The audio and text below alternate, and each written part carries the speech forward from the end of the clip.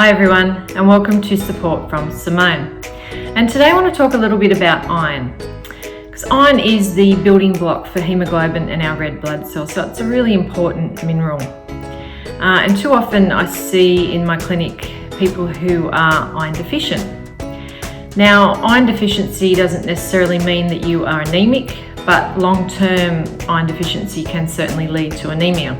So it's really important that we are looking at our iron levels, particularly if you're feeling really lethargic, low in energy, finding that you're getting rapid breathing, shortness of breath, you feel a little bit faint at times. So these can all be signs, and cold hands and feet, these can all be signs of that you could be lacking in iron. So I always recommend a blood test before you ever go and supplement with an iron supplement, because these symptoms can also mean that you have too much iron. So a condition called hemochromatosis, and they're very similar, the symptoms, to iron deficiency and hemochromatosis, having too much iron. So really important to get a blood test done to check where your iron levels are at if you are just experiencing any of these types of symptoms. Now, keeping our iron levels in check is really important.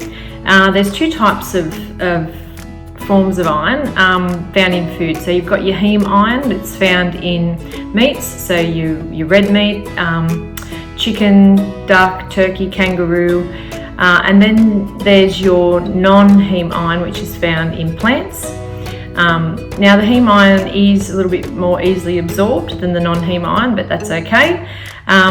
Vegetarians can still very much keep their, and vegans can keep their iron levels up by consuming, lots of your dark leafy greens, your spinach, silver beets, broccoli, lentils, beans, nuts and seeds, particularly like your red beans, and some of your dried fruit. So organic dried apricots have got a fair bit of iron in them as well, so that's a really good suggestion in regards to the dried fruits, but making sure they're organic where you can, because you don't want those dried fruits that are sprayed with lots of chemicals. They're not very good for your health.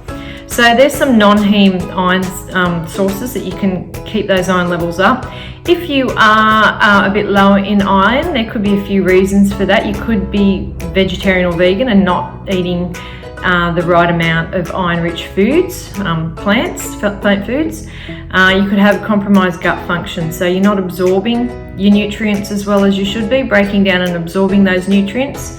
So that will compromise your iron levels. You could be lacking in some other vitamins and minerals that help with the absorption of iron.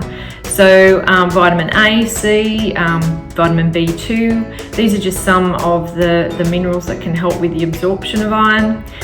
You could be, if you're female, you could be pregnant or menstruating.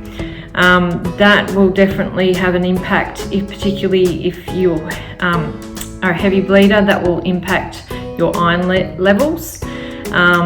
So yeah, there's just some of the reasons why you could be lacking in iron. Now, iron absorption is really important. Like I said before, there's certain minerals that will help the body to absorb iron.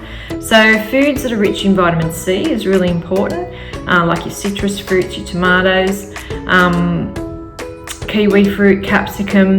So anything that's going to be high in vitamin C.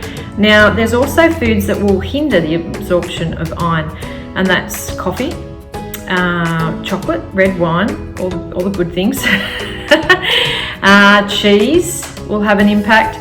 So making sure that if you're going to be having your drinking red wine or coffee, not to have it whilst you're eating a meal. Separate it, particularly if you're having a meal that has iron in it. So keeping those separate so you get maximum absorption of your iron levels.